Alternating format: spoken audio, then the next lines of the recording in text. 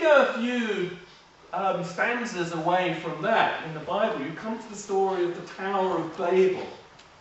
And this is where mankind was getting very advanced, to the point where they were building a tower that rivaled the works of God. And the Old Testament God didn't like this very much. So he comes down and observes what they are doing. And he says, in the Bible, he says, if mankind carries on like this, they will become as powerful as I am. Well, he didn't want that. So what he did was he struck down the people working on the tower with the inability to communicate with each other. Suddenly they found themselves all talking in different languages. They couldn't communicate. So they had to stop work on the tower and go off and create their own communities around the world instead. It's a classic divide and rule policy. But some see this as a metaphor for the story of Atlantis, or Lemuria, or Mu. And again, through all the myths and legends, they speak of one enlightened civilization that came before all others, which somehow was destroyed or broke up, and the survivors seeded other civilizations around the world, like, in many people's beliefs, the Egyptians. Some people see the Egyptian civilization at its highest point as a direct remnant of the Atlanteans, whatever word you want to give to whoever the Atlanteans really were. And certainly there are some recurring symbols that come up again and again and again through ancient times right through to modern. And the pyramid is a fine example. And it makes you wonder if there is some thread, some recurring thread of ancient knowledge which is still very important to our world today. Over on another continent many centuries later, of course, in South America, the Maya, then the Aztecs, had pyramids again. And the classic conspiracy theorist cliche, but it's true, the dollar bill, which of course shows you the all-seeing eye on the pyramid, the illumined ones at the top, and here's all us down here at the bottom. And it's kind of a statement of power. The pyramid has very mystical meanings, but it also says, hey, we're at the top, you're at the bottom, know your place.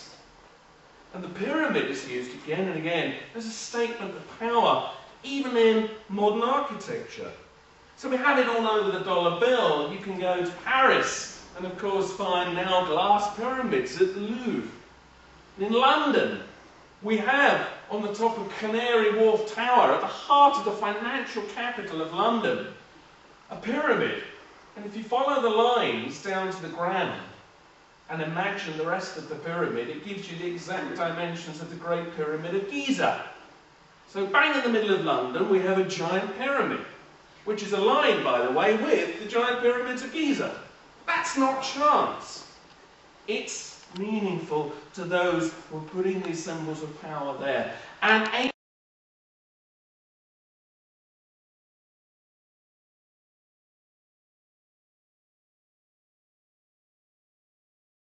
are being carried on down and affecting our lives today. So let's look at one secret society, because this is important. Here we see an image from a group known as the Bohemian Club.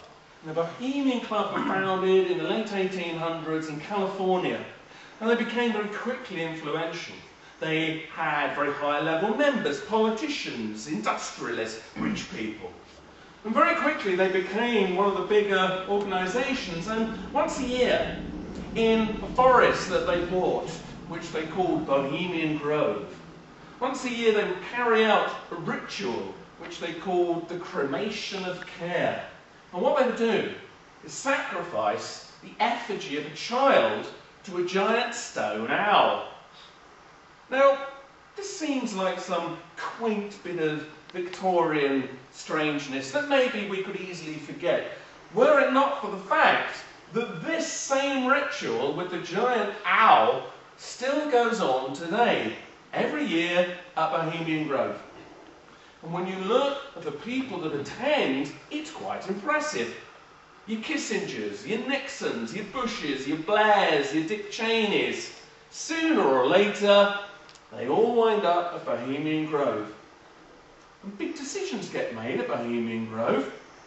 For instance, the first meeting to discuss the Manhattan Project that developed the first atomic bomb took place a Bohemian Grove. Again, far outside the eyes of anybody that might be democratic. And a lot of people think that this is a very strange thing for our world leaders to be doing. And you might think at this point that this could all be imagination, were it not for the fact that actually some quite mainstream sources have tried to bring this to public attention. In Britain, at least, this is the gentleman that's really made this go public. And this guy is not a conspiracy theorist, but a journalist. And this is John Ronson. And he presents on television, and writes books, and writes columns for newspapers. Ronson was persuaded by Alex Jones, a well-known American conspiracy theorist, to break into the Bohemian Grove compound while the ritual was taking place. And he filmed it and broadcast some of this on Channel 4 and made it a key part of his best-selling book, Them. So this thing about the Bohemian Grove rituals that most people know nothing about is actually out there in the public record. But it's not discussed, it's not denied, but it's just not talked about.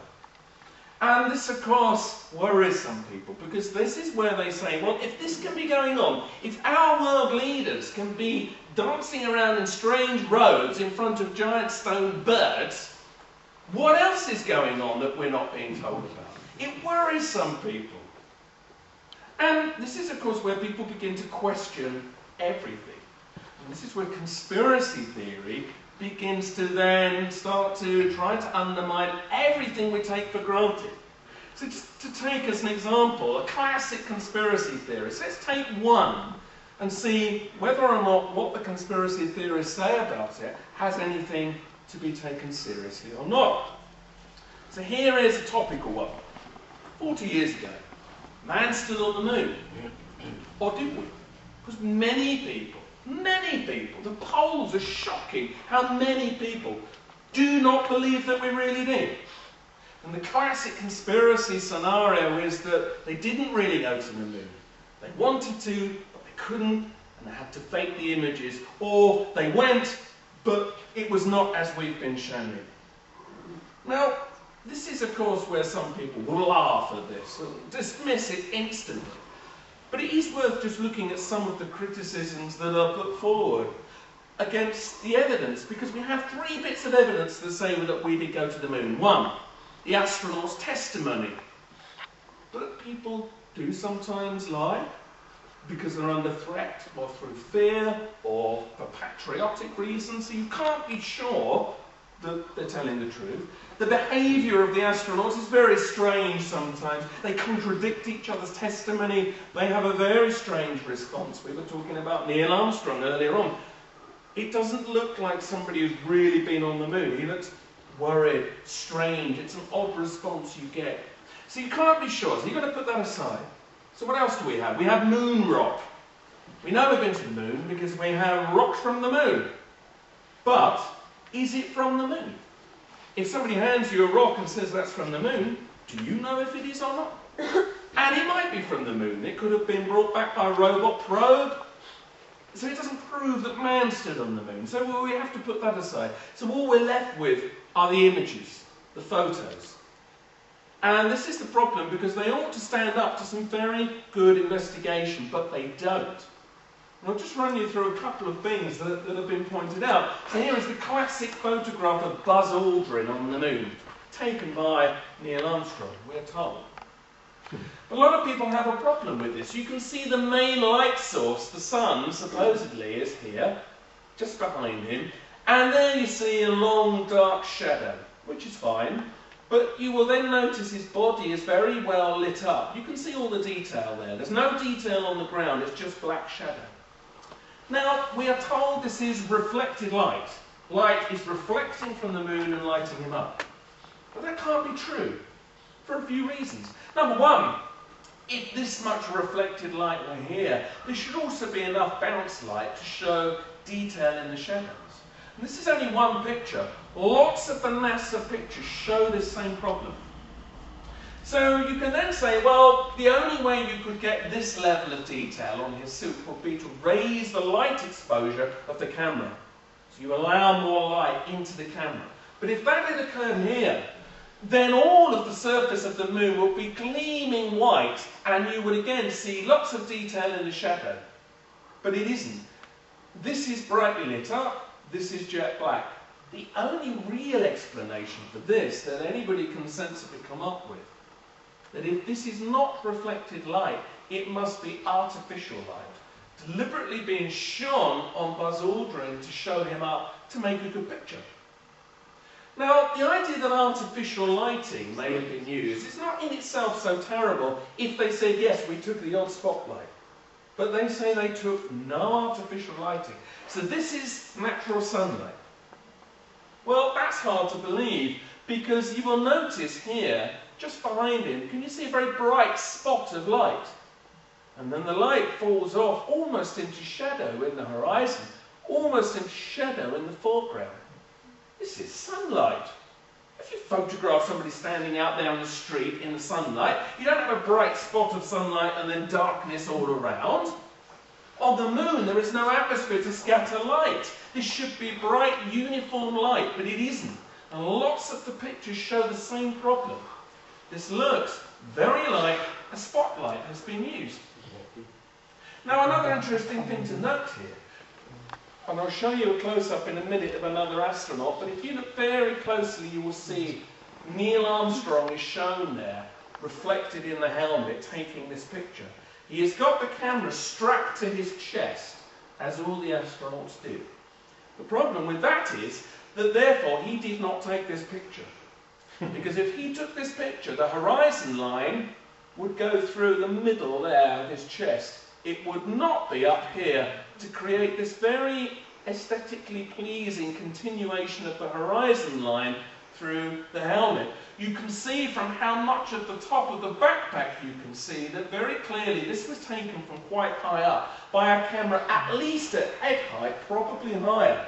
And that again is true for many of these shots. The horizon line is wrong, and he's standing on completely flat ground.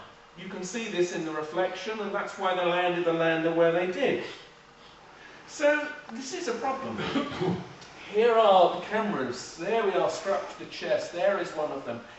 It's a Hasselblad camera. They weren't really the best cameras to take. They're good cameras, but not ideal for these kinds of conditions. They had no viewfinder. In other words, you couldn't look through them. They were strapped to the chest, so the astronauts, using pressurized gloves, just had to go click, click, and hope that every single picture would come out right. And the shocking thing is, many of them did. Even though they were just guessing where they should be, they did know what's called bracketing of exposures. To explain, they didn't try different light exposures. They just thought, that'll do, that's fine, that's nice, and they're all perfect. They'd never been to the moon before Apollo 11 with a camera like this. How do they know what kind of light levels they would need in the camera? And yet, so many of them are perfect. A lot of people have said, that's just not going to happen as well as them. And the more you begin to look at these pictures, the more you begin to doubt they were taken like this. And by the way, there's another impossible horizon line. It even looks like somebody stuck that onto the helmet to make for a good picture. However, there are so many problems wrong with the lighting in these images, it's almost beyond belief when you start to look at it. Here is the lunar lander. Well, there's the sun behind it, jet black shadow all over the ground, lots of nice light up here, lighting the astronaut up. That cannot be reflected light, because if it was, enough would bounce back and you'd see a lot of light in the shadow. You don't. You can see where somebody's very helpfully drawn in the lines, exactly where the light's coming from. When you look at a close-up of his boot, you will see there are spotlights reflected on the heel of the boot. You can see it is artificial lighting. And there's some other problems here. Underneath the landers, there's very little evidence of blackening or disturbance of any dust. This came down on several £1,000s worth of thrust. Now they say they cut the motors